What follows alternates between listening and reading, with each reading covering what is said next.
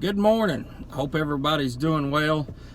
So I'm going to give you a rundown of what's going on with the truck. Today we're going to be taking the automatic transmission out, and once it's removed, I'm going to be running the plumbing for the slave cylinder and the clutch, the master cylinder, and the reservoir. And I've got the whole unit. It'll go all in. And so then we'll remove the automatic transmission cooler lines. Probably get some bolts to plug off those in the radiator, and then so we'll be doing things like that and just getting it ready for the manual transmission. Now the other day I did install the clutch pedal, and I had to change the whole brake pedal assembly out, remove the brake booster to do so, and I've got all that recorded, and I'll be showing you all that here in a few minutes. So for right now, what we're doing is we're doing the automatic transmission. Now I'm not going to be filming the transmission. I'll probably show you a little bit of footage with it in, and then show it with you out, or show some footage with it out. Now the reason being is there is a lot of information already out there on how to pull transmissions. It's a pretty common thing to do. So with that being said, I don't feel like that I can do a better job, a better quality job of filming a removal of a transmission. So now we want to take out the brake pedal, and to do that we need to disconnect the brake booster. So if you look underneath here, you'll have this plastic piece that comes out.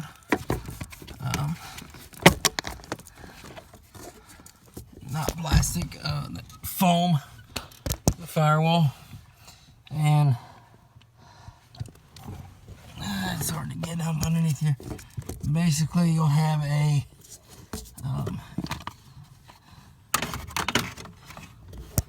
those 4 bolts right there. So it's real tight in here. It's hard to see, but you'll have a bolt right there, and there, and then 2 up top directly from those 2. But basically right here, and your linkage connects to your brake pedal, which is right here. So that's how that all works, and we'll have to disconnect that right there. And there's a pin you can see. Let me see. So you can see that there's a pin that's right there. You go. Right there. There's a yellow pin that pulls out, and then that rod goes through there, and that goes there. Now there's also 2 more bolts that are very hard to get to, and they're at the very top. So you follow that metal bracket up, and you can see it up underneath there. I don't know if you can see it on the video, but there are 2 bolts there that's up underneath the dash, and it is very hard to see. What I wanted to show you is on the old one, so when you're getting this out, you can see those 4 bolt holes right there that I showed you underneath the dash. Then you have 2 right up at the top. So just follow that metal bracket all the way up, and you'll see the 2 bolt holes that are at the top of this bracket. All right, so you can see where I'm working. There's a steering wheel. I've come underneath it, and you can see my ratchet right there. And then I've got several extensions on a deep well, 13 millimeter. So those are the size for those nuts to get those off, and I believe they're the same for up top. Okay, so for the last one right here, you have to take this wrench and finish it up, because you're not having enough room for a socket between that space right there as that bolt loosens up, and it is a 1/2 inch. Okay, so I got this pin slid into here. This right here, this yellow pin. I don't know how well y'all can see, but that yellow clip was slid in the side of there. So now you just pull this out. And we're gonna need to pry it a little bit.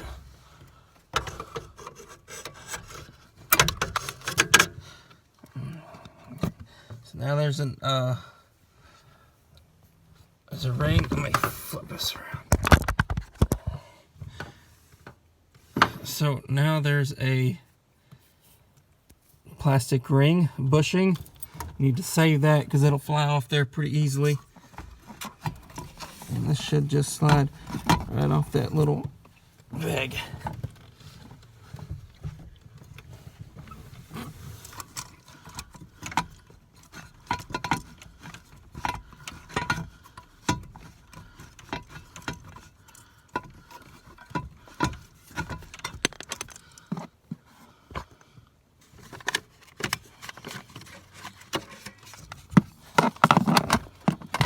Also a black bushing, you need to save that. And your brake sensor, save that. So now we come to the front of the truck where the brake booster is, and since it's unbolted from inside the cab, we can wiggle that loose and try to slide it. See how it just slid back? You see those four bolts? There are the two bolts on top. One right there and one right there, and there's the two at the bottom also. So there's four bolts around there. Pull that back, and that pedal assembly ought to come right out. Okay, so we've gotten everything loose, and we're just going to pull this assembly out. Hopefully it comes fairly easy. Not gives us too much trouble.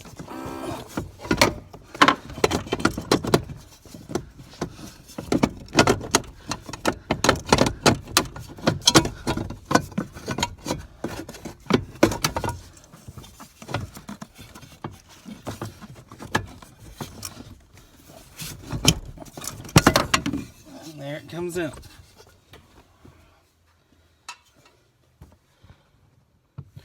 Okay, so we're working on, we got this pedal and assembly in, and we're going to try to hook this right here back into everything. So you're first going to start out with this black bushing, and you're going to be with this.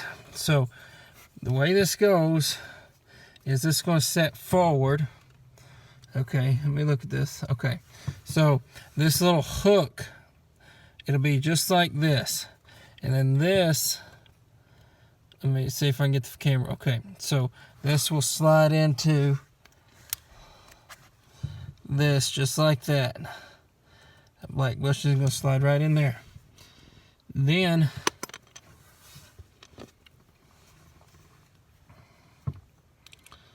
we're going to put it on the, oh, hang on. No, this bushing's going to go in here first. So it slides like that. And then this piece goes like this. That's how that works. Okay, so that's how it goes. Now I'll push this away.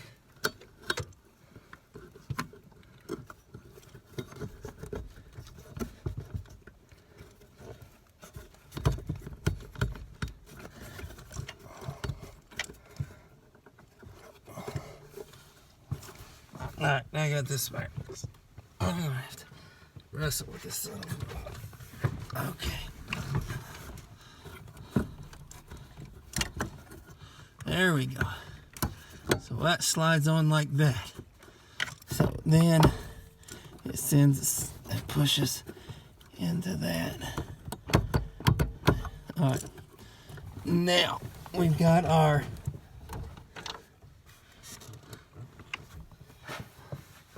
white washer, which will slide right over here.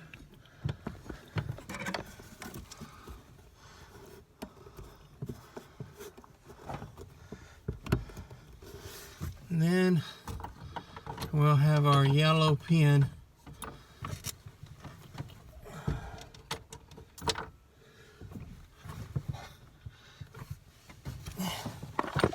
And a yellow pin will just slide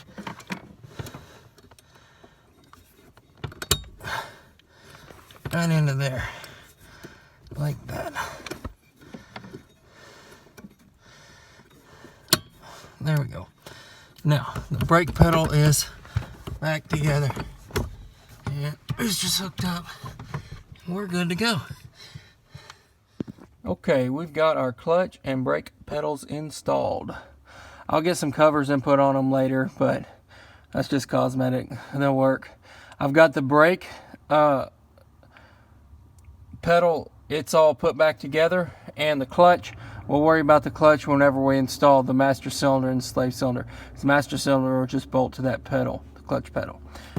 This shifter linkage is for the automatic transmission. When I remove the automatic transmission, I will pull that whole cable out, and then before we put the manual in, I'll run the reservoir, and see that hole right there through the firewall where the shifter cable comes out. That's where the master cylinder will mount, and it'll come through the firewall right there. So I'll run that. I'll take that shifter cable out when I remove the automatic transmission, and then when I go to install the manual transmission, before I install the manual transmission, I will run the master cylinder and the reservoir and all the plumbing to the slave cylinder. So that should conclude this little project. Okay, so the next thing I want to do is change the ECM. And before we do that, we need to make sure our battery cable is disconnected. We've got the negative off. That should be good enough for what we need. And now this is on the Rangers. It's really aggravating because these on the side right here are 11 millimeter, and this one in the middle is a 10. But that's all there is to it. You unplug, you undo the 10 millimeter bolt right there, and then this plug comes out, and then you got two 11 millimeter on each side. The unit slides out, and then you put the other one in. It's real simple, and that's all I'm going. Alright, so I've got this unplugged, and I've got both 11 millimeter. Got them out, and it's just slides right out of here.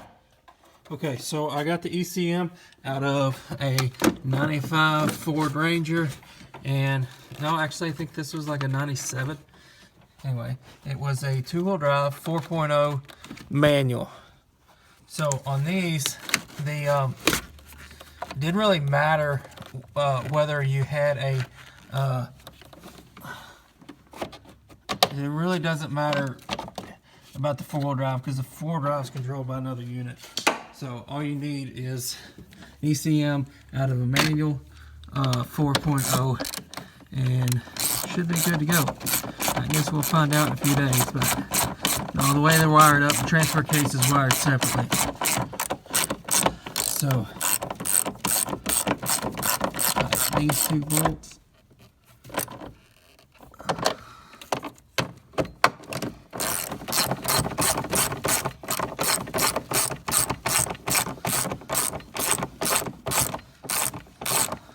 I chipped that just now. I dropped it on the concrete as I was bringing it over here, and it's cold, so it's brittle. Plus it's cold and it's old, so it's not a good combination. But the way it seals up, I don't think I'll have any issues. Just broke that little plastic piece right there. This should just go right in there. Well, should be alright.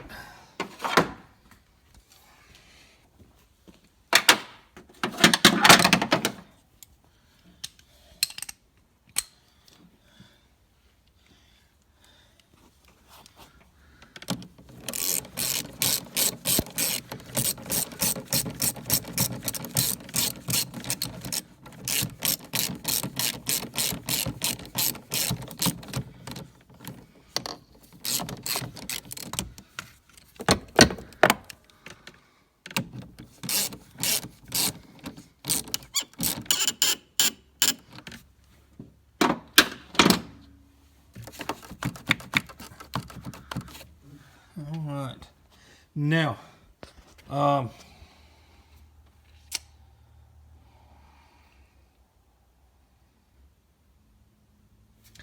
okay, so on the ECM, that may have to be reflashed. Not sure. There's a mechanic in town, and it's a transmission place. I had him inspect my transmission. Before he did, he ran the computer through a diagnostics. Took about 5 minutes, and it pretty much read everything the computer was throwing at it. And then somehow or another he reset the ECM to see if that would help the transmission shift any different. And it did for a little bit, and then it started doing the same thing. So I know that didn't fix my problem. I just had a junk transmission.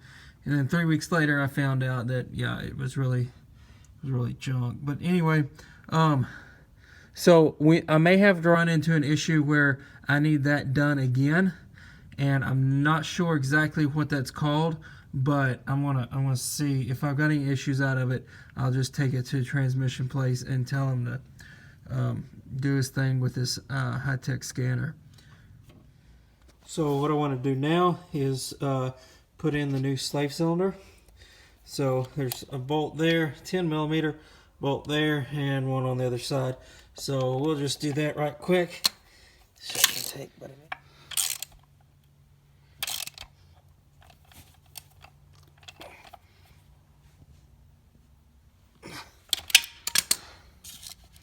Alright, that ain't going nowhere. Now I want to put the cap back on it to keep it clean. It just slides on the outside here. And that will be, keep it clean until I'm ready to install it. So there's that. Okay folks, I'm going to end the video right there, and I'll make another video for the other parts that I do and other steps that I do. But I'm going to end this video here because it's already running to 17 minutes or longer, and I think that's way too long for any video. So I try to keep these videos short and as informational as I can, and so I'll post when I get more information. I'll make another video, and we'll go from there. So we'll see y'all on the next video. Thanks for watching.